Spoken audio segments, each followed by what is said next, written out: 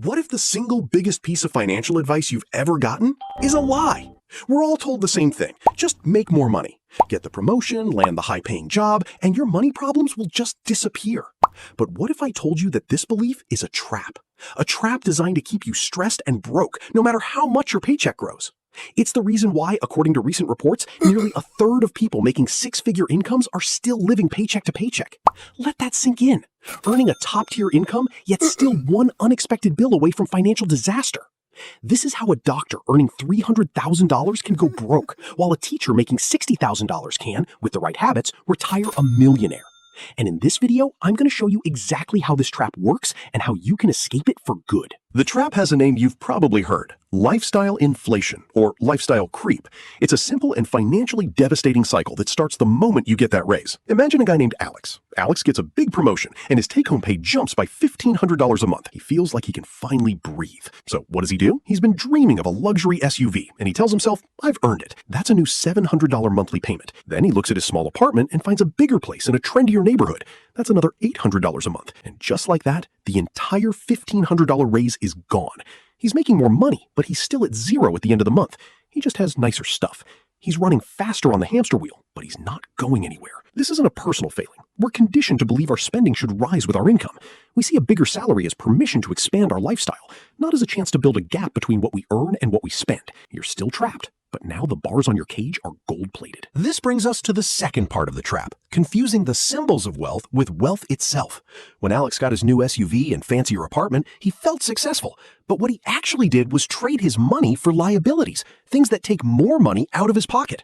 A fancy car is not an asset. The second you drive it off the lot, it's losing value, and it constantly needs gas, insurance, and maintenance. It's a machine designed to consume your money. Decades ago, the book The Millionaire Next Door revealed a truth that's still dead on today.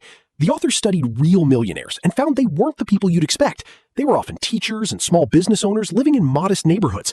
They drove used cars and cared more about financial independence than showing off. They understood the huge difference between being rich and being wealthy. Being rich is having a high income. You can be rich and still be broke. Being wealthy is about owning assets that make money for you.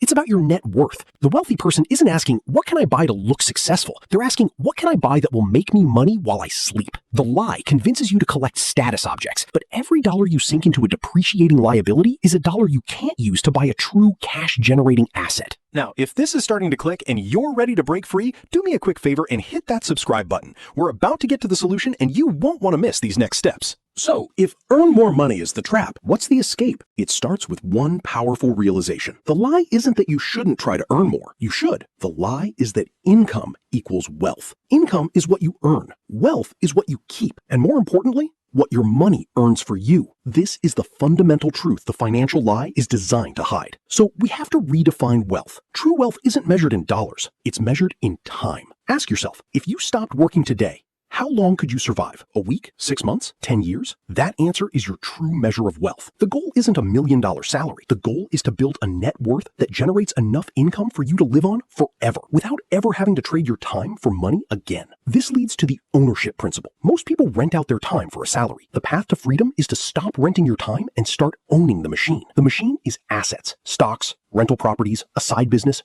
things that generate income. The person who makes $50,000 and invests $10,000 of it is building more wealth than the person who makes $150,000 and spends it all. Breaking free doesn't require some complicated scheme. It all comes down to a simple, almost boring formula. Earn more than you spend, invest the difference, repeat for a long time. That's it. The math is easy. The challenge is behavioral. It requires you to fight the pull of lifestyle inflation and prioritize your future freedom over your present desires. The most powerful way to do this is with a mindset shift. You have to change the question you ask yourself. The broke mindset asks, with my income, what can I afford to spend? This question focuses on consumption. The wealth mindset asks, how will this purchase affect my freedom? This question forces you to see the true cost. That new car isn't just a monthly payment. It's thousands of dollars that could have been invested in an asset working to buy your freedom back. It's the extra years you'll have to work to pay for a depreciating piece of metal. Stop asking, how much can I afford to spend? And start asking, how much of my income can I turn into an asset-building machine? Even if you start with just $100 a month, you are fundamentally changing your life's trajectory. You're moving from being a consumer to being an owner.